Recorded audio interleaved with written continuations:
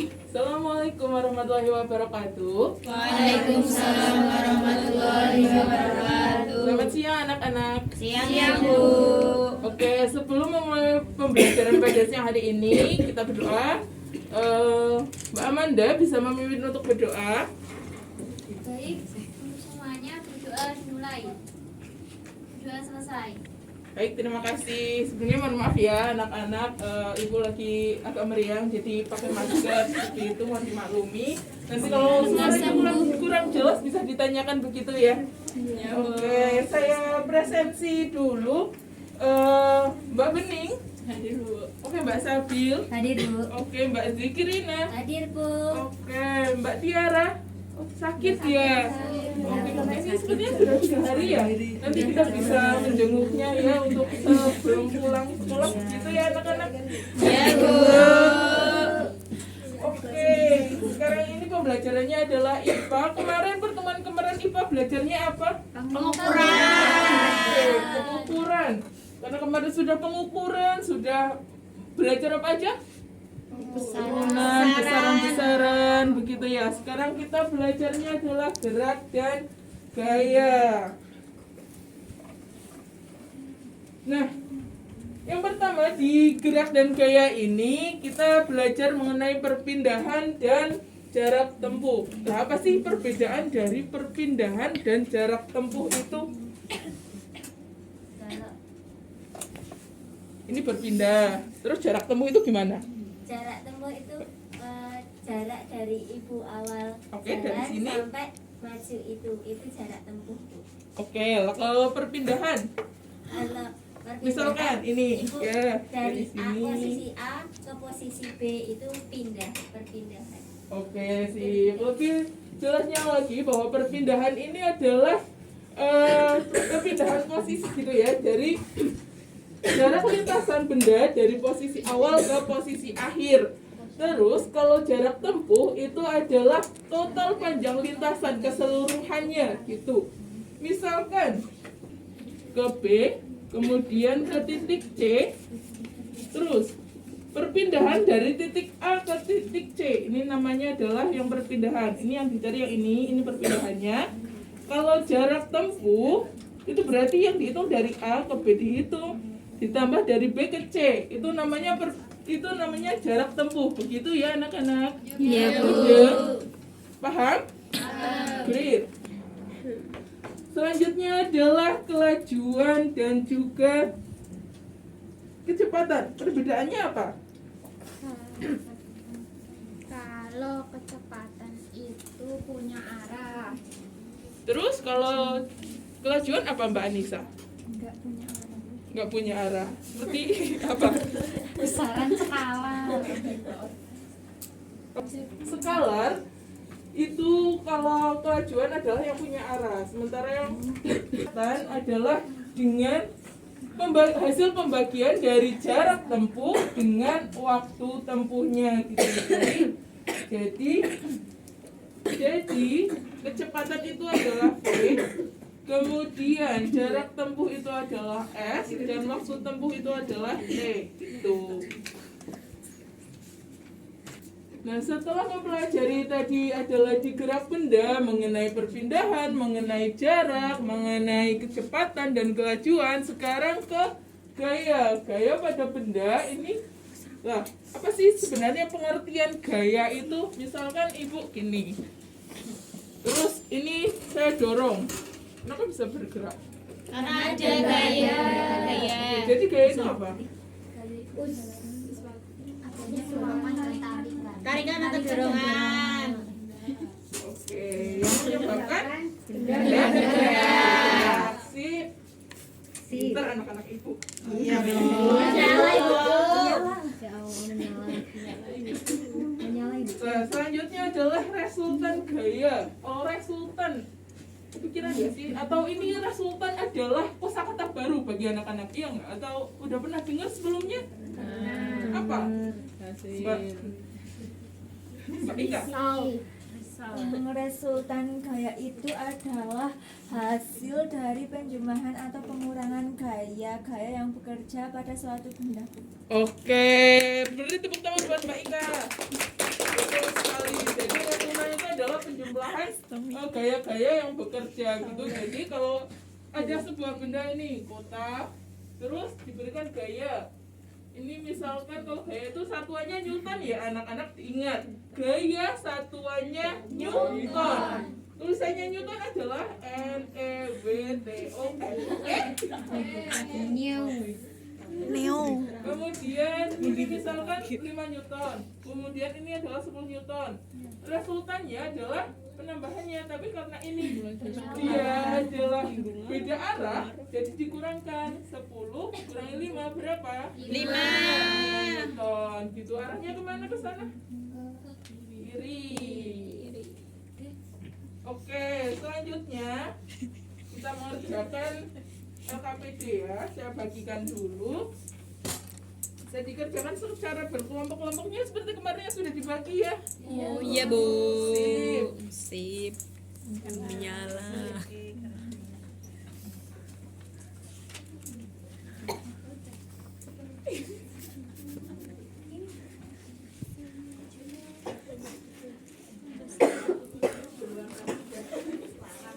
Oke, sudah dibuka-buka dulu.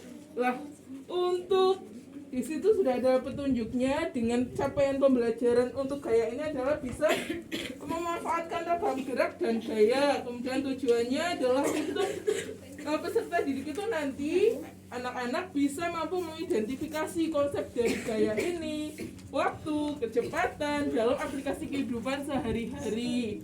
Itu yang selanjutnya. Tujuannya adalah bisa memahami hukum Newton dalam kehidupan sehari-hari. Oke, bisa dibuka untuk di situ ada 2 permasalahan. Nah, ini untuk permasalahan pertama ya. Di situ ada bus.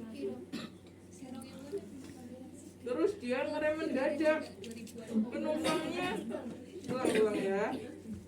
Ini ada bus, ngerem mendadak. Terus di dalamnya ada penumpangnya agak terdorong ke depan. Terus agak ke belakang lagi. Diana ram sendiri. Ayo Mbak Diana, nanti tak suruh maju loh.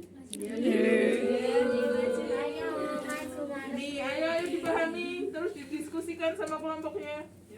Mobil yang didorong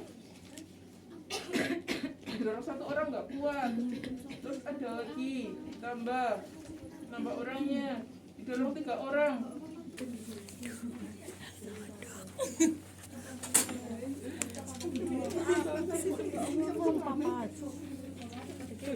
Kedua bisa menyampaikan di permasalahan 1 apa sih sebenarnya yang terjadi.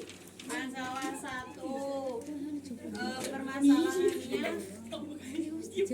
ini kan Bu. Iya betul sekali. Saya pernah mengalami hal yang sama. Yang pertama, apakah yang terjadi setelah terpental akan kembali ke keadaan semula. Oke, terus Terpental kembali semua. Oke, apa kemudian hipotesis kamu? Hipotesis kelompok Mbak Hilwa. mengapa pada saat naik bus ketika digas atau direm badan ke belakang, pas ngegas weng kita Iya, ke tadi belakang. rem, pas direm terus ke depan itu Iya. bisa terjadi gitu ya. Iya, Oke, Bu. terus. Oke, terus dilanjutkan.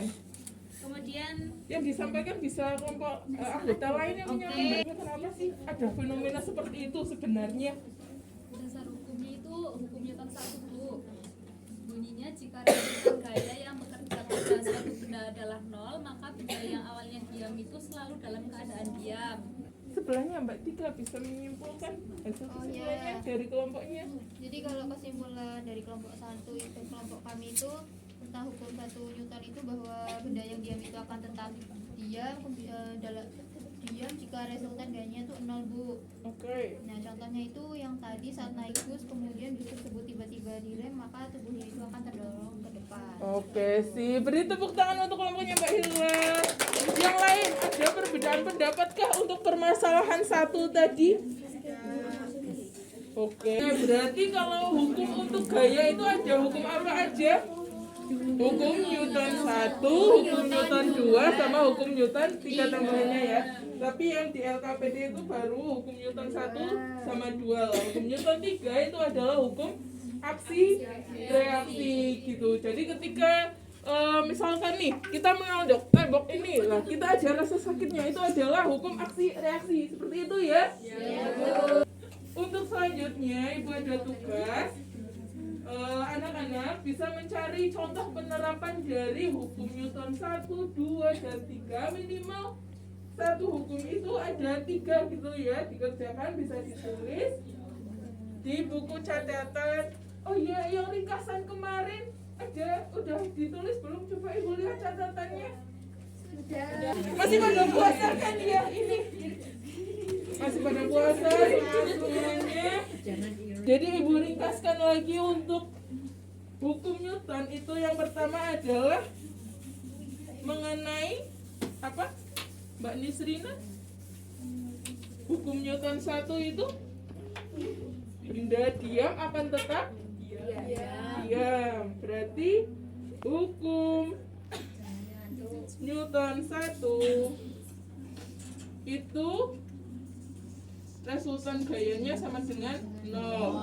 Kalau yang 2 itu mana? Yang kedua itu F sama dengan M kali A gitu. Jadi kalau percepatannya semakin naik terus masanya sama, itu karena gayanya juga besar. Gayanya besar tapi masanya tambah, ini dia akan percepatannya berkurang. Terus hukum yang ketiga itu adalah aksi reaksi. F aksi, F reaksi. Begitu ya anak-anak. Sebelum pembelajarannya ini selesai, ada yang mau menyimpulkan apa sih yang anak-anak dapat dalam pembelajaran hari ini, Mbak Filza? Belajar apa aja sih tadi? Oke, terus?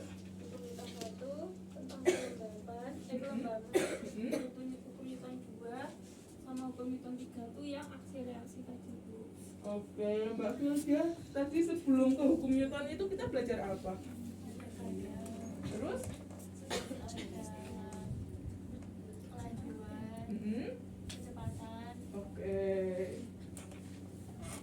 Oke, terima kasih anak-anak sudah memperhatikan. Sudah kita pelajari tadi mengenai gerak dan gaya. Tadi ada jarak, ada posisi, perbedaan keduanya, kemudian kecepatan dan kelajuan, perbedaan keduanya, serta hukum Newton 1, 2, 3 mengenai gaya. Seperti itu. Terima kasih atas kehadirannya.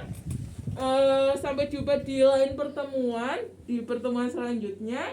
Untuk menutup pembelajaran pada siang hari ini, monggo Mbak Amanda lagi bisa minta tolong untuk dipimpin berdoa teman-temannya. Baik, semuanya berdoa mulai. Berdoa selesai. Oke, saya tutup. Wassalamualaikum warahmatullahi wabarakatuh. Sampai jumpa. Waalaikumsalam warahmatullahi wabarakatuh.